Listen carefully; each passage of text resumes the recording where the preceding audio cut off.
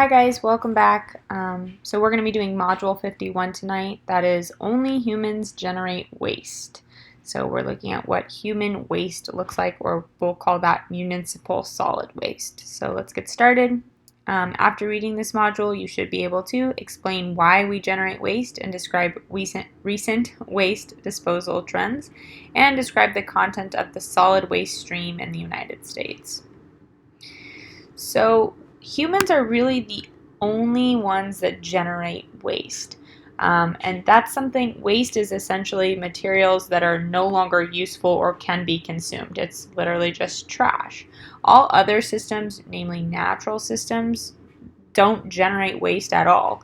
All of their inputs and all of their outputs eventually get used either by that same system or by a different system.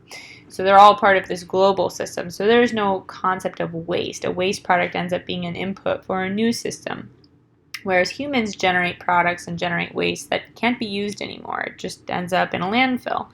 So like we said, waste is material outputs from a system that are no longer useful or can be consumed. And then municipal solid waste is what we call our trash. It's the things that end up in a landfill that you put in your trash can at your house that you no longer use. That's municipal solid waste. So we'll go ahead and look at this as a system. So whatever the raw materials are, the energy, so say something like wood, or the energy used to make or to harvest that wood, the use and reuse of a product, say that wood was built into a dresser or a coffee table or something like that, and then once that coffee table is done with, can any of those materials be recycled or disposed of and used in a new system, or are they just waste? That's sort of the system. So anything that can be recycled, maybe nails or screws, can be reused, maybe some of the wood can be reused, but if the wood was combined with other materials and it can no longer be separated, then that becomes just waste. Okay, so we sort of now are known as this throwaway society. So prior to the 1900s, almost everything could be recycled, meaning whatever products that we were producing and using as humans could then be used again and again and again and again. They were easily recyclable. Now, post-World War II, with increased growth rates, increased consumption or consumption patterns changing, we kind of had to change this idea of the recycling of goods. We had more money, and so what starts happening is we start making more things because there's more people, and because consumerism is up, we start making things cheaper so we can produce more of them. And we start not using those things like metals, woods, and glasses, and we start manufacturing things like plastics and particle board, so compressed wood and things like that, that are of mixed materials that can't necessarily be separated and recycled super easily. So we do this because we can make things cheaper, because we have increased consumerism, because consumption rates are up and people want more products. And people want the ability to buy something new really, really quickly and turn it over. They don't want the same dresser for their entire life. They don't want the same coffee table their entire life. They don't want the same set of dishes their entire life. They want to be able to switch them out. So then they start coming up with these things called planned obsolescence. And this is essentially designing a product so that you know it has a short lifespan. And that short lifespan could be something like 1 to 3 years or 1 to 5 years, right? So things like toasters. Your toaster isn't meant to last your entire lifetime. It's meant to last a few years, and then it breaks and you buy a new one. Cars, same thing. They won't last you your entire life. Even if you take really good care of them, they're meant to sort of eventually die. Refrigerators, everything that we buy today has this planned obsolescence, right? Now we also make things called disposables, and disposables are things like Ziploc bags, right? They're meant for one-time use. You put your baby carrots in them and bring them to school for lunch, and as soon as you finish your baby carrots, you throw the Ziploc bag away. Plastic forks that you use for a meal at lunchtime, or paper plates that are meant for one-time use. Those are all disposables. Plastic bags that you get at the grocery store, paper bags that you get at the grocery store, little bags you use to pick up dog poop after you take your dog for a walk. Those are all intended for one-time use. And we have increased the amount of disposables that we have. Plastic water bottles that you buy out of a vending machine, one-time use. You're probably not filling that up, and even if you are, maybe once or twice, but eventually it ends up in a landfill. So the lifespan of disposables, instead of 1 to 3 years like planned obsolescence objects, is more like 1 to 3 hours, right? Or minutes even sometimes. And the other thing we have are these mixed household materials, and I sort of already mentioned this, but wood is something that can be recycled. It's really easy to take a solid wood dresser and cut that dresser up and reuse that wood. Or something that's made of metal can easily be melted down and then reformed into something else.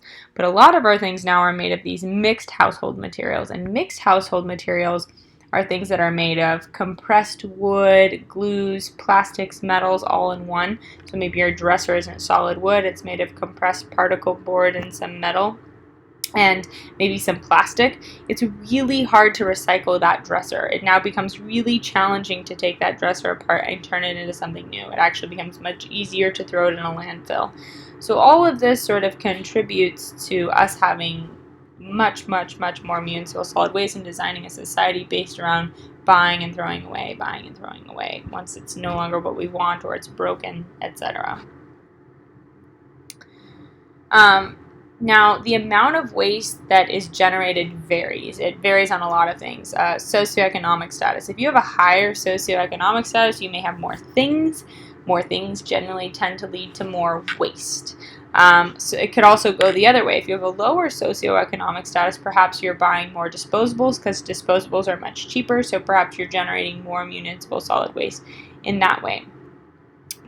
During certain seasons or holidays, so during the Christmas season, for instance, when gift giving is really popular, people are buying, consumerism is up, wrapping paper is up, people are buying food, they're buying disposables for parties that they might be having. So during certain seasons or times of year or holidays, we see consumerism going up and municipal solid waste also going up.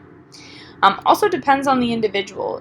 You can't really say that everyone in California does one thing or everyone in California does other things. I bet if we looked at just the individuals in our class, we'd see drastic amounts of waste being produced per capita, right?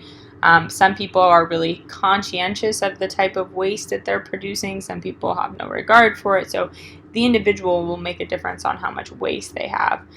And then geographic location, so where you are in the world will make a difference, meaning what is your availability to resources and industrialism.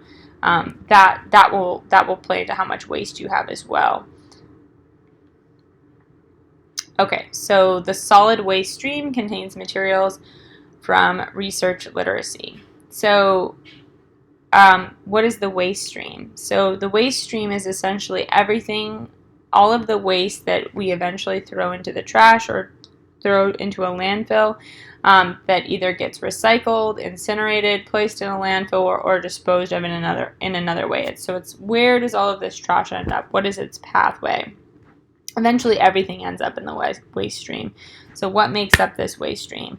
Paper, food scraps, yard waste, plastics, metal, rubber, leather, wood, glass, everything, right?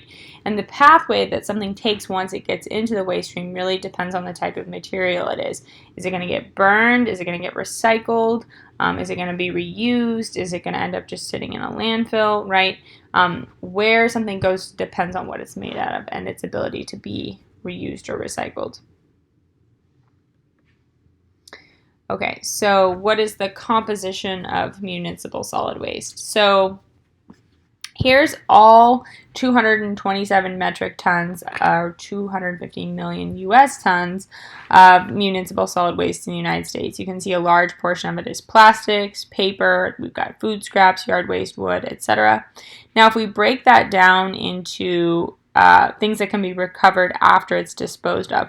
So you'll notice we do save a lot of our paper. About half of that paper ends up getting saved, meaning it gets recycled. Metals get recycled, glass gets recycled, plastic, woods, etc. But then here's what actually ends up sitting in a landfill that can't be recycled. So it's still a large large portion of what we're looking at that can't actually be recycled or reused. It just ends up sitting in that landfill. So we do recover some of it, but most of it ends up sitting in a landfill. Okay, so composition of municipal solid waste. So what is it made up of? We've got things that are durable, i.e. things that will last for years when they get put in a landfill. Non-durable, these are disposables, often meant for single use, so they'll end up in a landfill very quickly. And compostable, these are things that can be composted or are made up of organic matter, so basically food and yard waste. Okay, and I think this is our last big idea here, and that's e-waste. So this is electronic waste. That's TVs, computers, CD players, that's a throwback, iPods, even cell phones. Maybe that's a better way. Cell phones, I guess we don't really have portable music players anymore. Radio. This roughly accounts for 2% of the waste stream, which doesn't actually sound like a lot, but it actually has a much greater impact than it sounds like. So e-waste is incredibly toxic. It contains heavy metals such as mercury and cadmium, which if those leach out of our landfills, they can end up in groundwater and surface water. We sort of already know the effects of heavy metals in waterways, and if those waterways are especially used for drinking water, that could be a problem.